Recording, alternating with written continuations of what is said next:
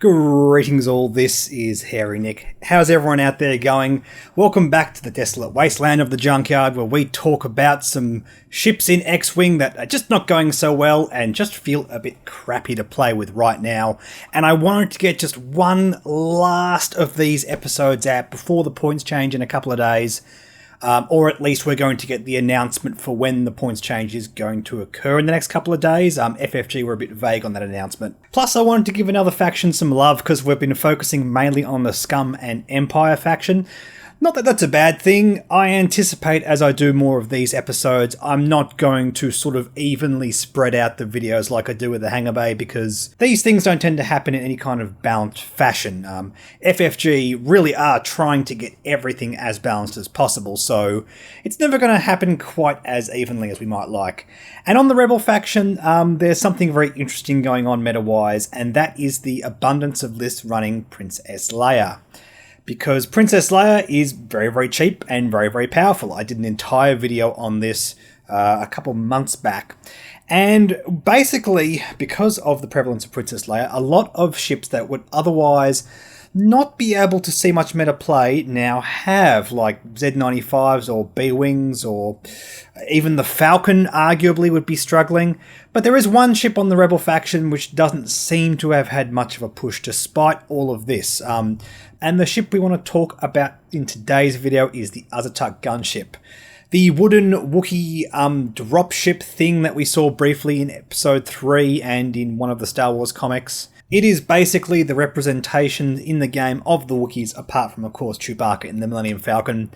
And it has a very cool, interesting design. Back in first edition, at least, it was perhaps arguably a bit more unique because it was the only base game ship that had reinforce, as in the only ship that wasn't epic to have reinforce. Now they've actually printed this ability onto a lot of medium and large base ships as well.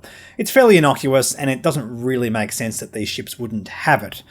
But yes, in first edition that wasn't the case. It was the only one to have that. Also, it is the only small base ship to have a 180 degree firing arc, as in it can aim at anything that is physically in front of it, thanks to this symbol here on its pilot card. And that's a very useful ability. It basically means it can broadside other ships, as in it can be passing another ship physically and shoot directly sideways at another ship it's passing.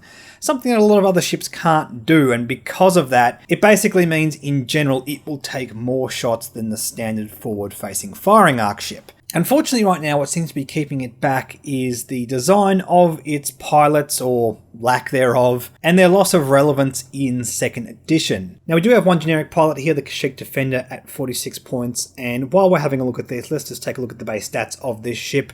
3 red dice in that 180 degree arc, 1 agility, 6 hull, and 2 shield. Its actions read focus, reinforce, and red barrel roll. And it has 2 crew slots as well as a modification, and both named pilots also have talents for what that's worth. And there is a nice bit of synergy with talents with this ship, so why don't we go on to Lorik.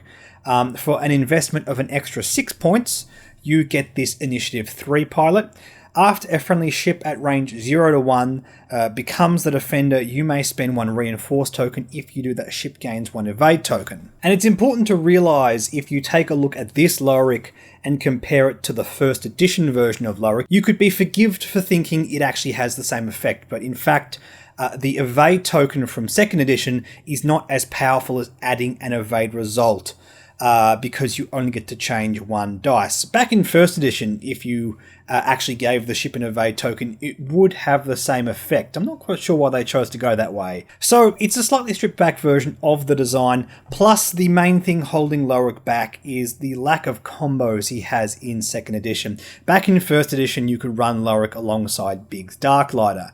Or rather the old version of Biggs Darklighter, which was just all kinds of busted and degenerate and didn't really work with the core ethos of the game. This is something that when Alex Davies first started working on X-Wing was always concerned about, the idea that there was this pilot from the very first wave of the game which seemed to undermine the core mechanics of combat. And Lorik just further enabled that, as well as some other pilots as well. But now that Biggs Darklighter is much more fair, Lorik doesn't really have that home anymore. Also, Wolf Warrow, for 56 points, a 10-point investment for this particular pilot at Initiative 4. While you perform a primary attack, if you're damaged, you may roll 1 additional attack die. And that just means if you have a damage card assigned to you, you can still be losing shields and this doesn't kick in, not until you physically get a point of hull damage. Which is an interesting effect. Wolfwire never really performed all that well in first edition. In fact, back in first edition, we did a video on lists involving Wolfwire, because apart from anything else, he's quite a favourite of mine in terms of ship design. I really like this kind of effect. It feels a lot like the Fanatical card on the First Order. It's a really cool ability. It's not like you're really pushing for any kind of crazy janky combo. It feels like as you're losing the game, you get a bit of a bonus, so it's a bit more of an equalizing effect. It's good insurance to have, the kind of effect that you don't mind if you don't activate, because that just means that your ship's not taking damage. Unfortunately, this is a unique effect in that it can only be utilized on one pilot, so yeah, while Wolfwire is not getting damaged, well, your other pilots might be getting damaged. In fact, there may be very little downside in your opponent just choosing to shoot your other ships anyway. And that does make Wolfwire a bit awkward. Great thing is, one of the key casual cards that makes Wolfwire a lot of fun is still present in the game back from its first edition design, and that is Saw Gerrera, because Saw Gerrera can proactively damage the ship he's on in order to upgrade focus results to critical results, which just seems to really play into the way Wolfwire wants to work. The annoying thing is, though, it has to work on an attack, and then you only get the bonus for it during the next attack, so sequencing that can be a little bit awkward. Again, this is a bit more of a Timmy effect, so this kind of thing, while it looks great on paper, is difficult to enact. It is quite a favourite combo of mine nonetheless. And I think if we're going to look at the future in cards being released, the thing that you can look at with Wolfwire is go, oh, angled deflectors, I can reduce my shield value in order to gain another reinforce. It doesn't mean you can reinforce twice or anything. And look, the idea of this card being free has been thrown around by a few commenters here and there, but I honestly don't think that is going to happen. Feel free to gloat at me in the comment section in a couple of days if I'm proven wrong, but I just don't see that happening. Wolfwire is a really cool design, as is Lowric, actually. I really do like the design behind Lowric. I think it's a great kind of value build. I think getting focus tokens on your friendly ships in order to enable certain combos could be a lot of fun, but that Junkyard Rebel build just doesn't exist anymore. And I think that's the key thing overall. The platform just feels a little bit awkward at its costing. 46 points to buy in as opposed to the 31 points for a Y-Wing, which basically has the same core stats. The Y-Wing can take turrets and gunners, this can take multiple crew. And I feel like in an ideal world, those two effects aren't really that different in terms of power level. Although I will say the dial of the Auzituck does push it above the Y-Wing in my opinion, especially having that full stop, that is no joke, on a ship that can shoot directly sideways. It's just that the investment gap I feel like is a little bit too much. And I wouldn't be surprised if in a few days we see the Auzituck come down, if only just a bit. I think that's going to be a great boon for the platform, because apart from anything else, yeah, you can compare it to the Y-Wing and other ships, but it is still very unique with 2 crew and the 180-degree arc. It has proven to be a potent ship to take en masse.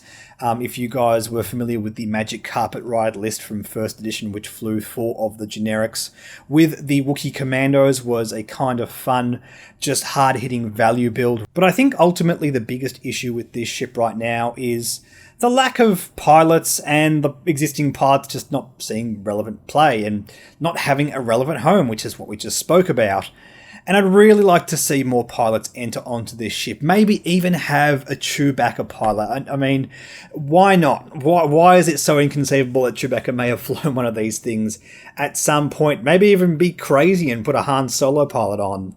Again, we like iconic pilots, so maybe I'm wishing for too much there, but it of course is not inconceivable that there are plenty of other Wookiee pilots that could have taken over this thing. I think we do want to focus on getting it into those Junkyard style builds and just making that work. And look, it can have a points reduction, but I think the key thing moving forward is that pilot pack. Yes, I'm going to keep bringing it up. I'm going to keep banging on this drum until FFG reveal this to us, because this is yet another ship that could really use some love from some extra people or just hairy animal things in the pilot seat. This is something that I've always been interested in the game of X-Wing. This is something that I've always wanted to see, because I firmly believe, and maybe this is more true of iconic ships like X-Wings and TIE Fighters and Y-Wings, but it doesn't really hurt the game to just sequentially add pilots as we go.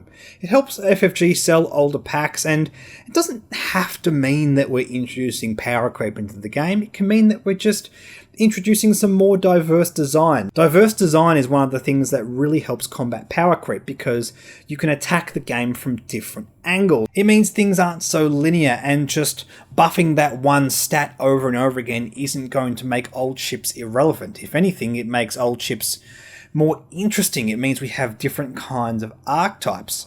And yes, pilot abilities. Pilot abilities is what does this. Different ship designs are great, but I think the key thing moving forward is fun, interesting design in the pilot abilities. Anyway, everyone, thank you so much for watching. Now, what I'm going to do with future Junkyard videos is we're going to wait for these points changes, and we're going to sit on these for about a month or so while we see what the meta does, how the points changes affect the game. So we're not going to dive right back into these in the coming weeks, but for the meantime, feel free to mention down in the comment section as we get a bit more information what you think is going to happen in terms of the power level of these ships, in terms of their meta viability, their casual playability. Always love to hear your thoughts, because it really helps me make these videos as best as I possibly can. In the meantime, don't forget to like and subscribe, like me on Facebook, follow me on Twitter and Reddit. Please don't forget to hit that bell icon. That is the key thing that makes sure YouTube gets you my videos and keeps you up to date. I've had a few subscribers, including patrons, comment to me and tell me that they're not seeing my videos being updated. YouTube, why are you doing this? Yeah, guys, hit the bell icon. Seriously, you have to do it. Please also consider supporting my Patreon, the key thing which is helping support my channel right now. Thank you so much to all of my existing patrons. I'll catch you guys in the next video.